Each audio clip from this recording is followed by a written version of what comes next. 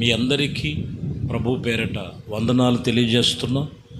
పరిశుద్ధ గ్రంథమైన బైబిల్లో రెండవ రాజుల గ్రంథం 2వ అధ్యాయము 46వ వచనం. ఈ ప్రకారము రాజ్యమును సొలొమోను వశమున స్థిరపరచబడెను. దేవుని వాక్యము చెబుతున్న మాటల్లో ఈ ప్రకారము సొలొమోను రాజ్యము సొలొమోను వశమున స్థిరపరచబడెను. ఈరోజు అంతకుముందు ఎవరి వశములో ఉన్నది? యెహోయాదా కుమారుడగు బెనీయేలుకు ఇదిగో కొన్ని విషయాలు అక్కడ వశములోనికి వెళ్ళిపోయినప్పుడు, కొన్ని పరిస్థితులు ఎదురైనప్పుడు దేవుడు సన్నిధిలో ఆ రాజ్యములో ఉన్న ప్రతి ఒక్కటి కూడా సొలొమోను వశములోనికి రావటానికి గల కారణం ఏమై ఉన్నదంటే, దేవుడు వాక్యం చెప్తున్న మాట, ఆయన దేవుని యొక్క జ్ఞానము కలిగినటువంటి అనుభవంలో దేవుని సన్నిధిలో నడుచుకుంటున్న ప్రారంభ దినాలు. ఆ రోజుల్లో ఆ రాజ్యము సొలొమోను వశములో స్థిరపరచబడెను. ఈరోజు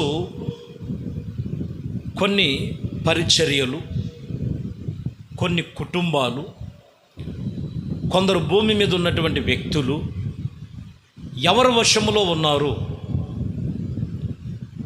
అపవాది వశములోకి వెళ్ళేవారు కొందరు, లోక సంబంధమైన వశములో ఉండేవారు కొందరు. ఇలాగ చెప్పుకుంటూ వెళితే రకరకాలైన వశములోకి వెళ్ళిపోతున్నారు.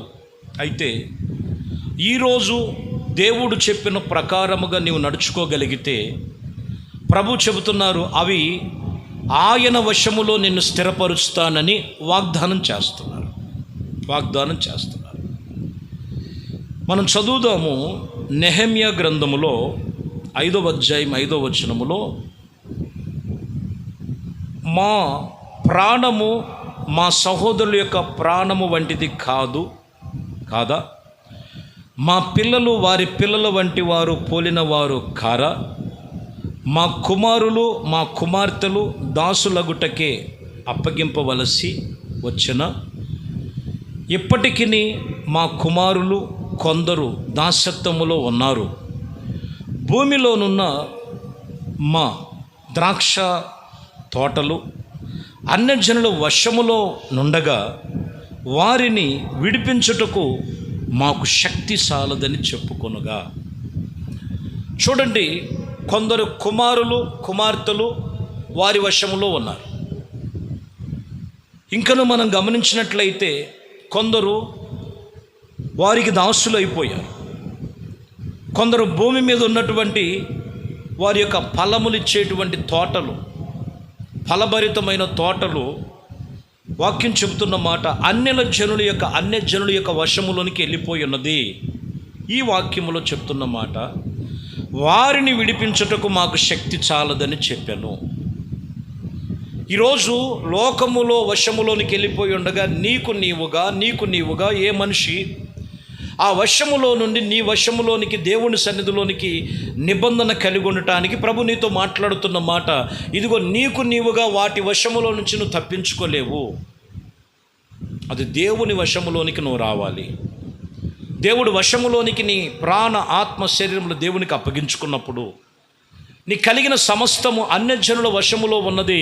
వాటిని విడిపించి, అక్కడ చెబుతున్న మాట, వీటిని విడిపించటానికి మాకు శక్తి చాలదు అని ప్రార్థన చేస్తున్నట్లుగా రాయబడింది. ఈరోజు నీకు కలిగినది ఎవరి వశములో ఉన్నది? నీ ధనము ఎవరి వశములో ఉన్నది? నీ పిల్లలు ఎవరి వశములో ఉన్నారు? నీకు కలిగిన సమస్తము ఎవరి వశములో ఉన్నారో ఒక్కసారి నీవు దాని విషయములో ప్రార్థించవలసి ఉన్నది. దేవుడు వశములో తీసుకొని అప్పుడు నిన్ను స్థిరపరుస్తాడు. దేవుడి వశములోనికి రావాలి.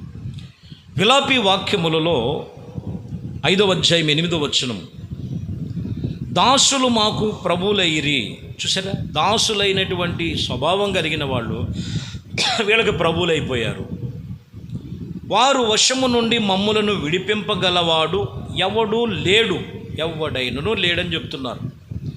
ఒకప్పుడు ఏళ్ళ ముందే దాసత్వముగా ఉన్నవారు వీళ్ళకి ప్రభువులు అయిపోయారు, వీళ్ళకి అధికారులాగా సలామని అవుతున్నారు. అప్పుడప్పుడు చూడండి, వీళ్ళ ముందు హీనంగా పరిస్థితులుగా ఉన్నటువంటి వారు వీళ్ళ మీదే పెత్తనం చలాయిస్తుంటారు, వీళ్ళ మీదే గొప్పగా మరి అనేకమైన విషయాల్లో వారు ఆలోచన చేస్తుంటారు. ఈరోజు మనం గమనించాలి ప్రియులారా, ఈ లేఖనమును బట్టి మనం చూస్తే ఇదిగో వారిని మమ్మల్ని ఎవరు కూడా విడిపించేవారు లేరు. చాలామంది జీవితంలో లోకములో ఎక్కడికి వెళ్ళినా ఎవరిని విడిపించేటువంటి ఆ వశములో నుండి వారు తప్పించుకోవాలంటే యేసుక్రీస్తు వలనే రక్షణ, యేసుక్రీస్తు వలనే విడుదల, యేసుక్రీస్తు వలనే స్వస్థత, యేసుక్రీస్తు వలనే ఇదిగో వారిని స్థిరపరుస్తాడు. ఆయన వలనే విడిపించగలిగిన దేవుడు, ఆయన పేరు నజరేయుడైన యేసు. నీవు ఆయన వశములోనికి రావాలి, దేవుడి వశములో ఉండాలి.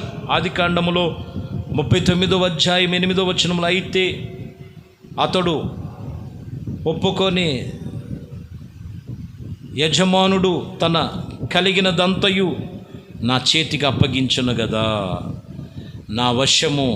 నా వశమునున్న తన ఇంటిలో ఏమీ ఉన్నదో అది అంత కూడా ఆయన ఎరిగి, ఈ ఇంటిలో నాకంటే పైవాడు ఎవడూ లేడని యేషేబు చెబుతున్నాడు. సమస్తం ఆయన వశములో ఉన్నాయి. కానీ ఒక్కటి గుర్తుంచుకోండి, సమస్తం ఆయన వశములో ఉన్నాయి. పాపము చేయమని ఆఫర్ వచ్చింది, కానీ ఈయననే మాట ఏంటో తెలుసా, నేను నా వశములో, నేను దేవుడి వశములో ఉన్నాను.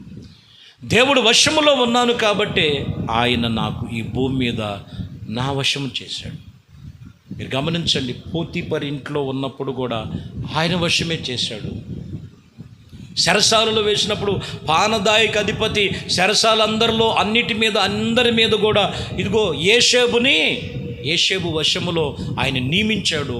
ఆయన ఒక దేవుడు వాక్యం చెప్తున్నటువంటి విషయమును బట్టి చెరసాలలో కూడా ఇదిగో ఏమై ఉన్నాడంటే యేషేబు వశములో ఉన్నాడు. కారణం ఏంటంటే యేషేబు దేవుడు వశములో ఉన్నాడు. ఈరోజు దేవుడు వశములో ఉండటం ఏంటంటే, నేను భూమి మీద ఉండి అన్నీ ఉన్నాయి, నాకు అధికారాలు ఉన్నాయి, పాపం చేసే ఆఫర్లు ఉన్నాయి, వ్యసనాలు అనుభవించేటువంటి లోకం ఉంది, భుజాల మీద వేసుకొని చేతులు వేసుకొని స్నేహితులు పాడు చేసేటువంటి స్నేహితులు ఉన్నారు. ఏది చేసినా నాకు సెలమని అవుద్దని చెప్పుకొని తిరుగుతున్నటువంటి వారు లేకపోలేదండి. నీ సర్వ శరీరము దేవుడి వశములో ఉండాలి. నీ సర్వ శరీరము దేవుడి వశములో లేకపోతే మనుషుడు పూర్తిగా అపవాది చేతుల్లోకి వెళ్ళిపోతాడు, అపవాది వశములోకి వెళ్ళిపోతాడు. యోబు గ్రంథములో మనం చదువుతాం, 2వ అధ్యాయం 6వ వచనములో మీరు చదివితే, అందుకు యెహోవా అతడు నా వశములో ఉన్నాడు, అతని ప్రాణమును మాత్రము నీవు ముట్టవద్దని సెలవిచ్చాడు. ఎవరు వశములో ఉన్నాడంట? దేవుడి వశములో ఉన్నాడు యోబు. ఈరోజు వాక్యం వింటున్నటువంటి నీ జీవితం, నీ కుటుంబం, నువ్వు ఎవరి వశములో ఉన్నావు? దేవుడి వశములోకి వస్తే నిన్ను అన్ని విషయములు స్థిరపరుస్తాడు. యోబుకు వేసినటువంటి కంచె నీకు కలిగిన సమస్తమునకు కంచె వేస్తాడు. నీకు కలిగిన వాటిని అన్నిటిని కూడా ఆశీర్వదించగలిగిన దేవుడు ఆయన. 3వ అధ్యాయం యోబు గ్రంథములో 19వ వచనంలో చదివితే, అల్పులేమి గనులేమి అందరూ ఇదిగో నష్టముగా దాసులు తమ యజమానులు వశము నుండి తప్పించుకొని పోయి స్వతంత్రులైపోయినట్లుగా రాయబడింది.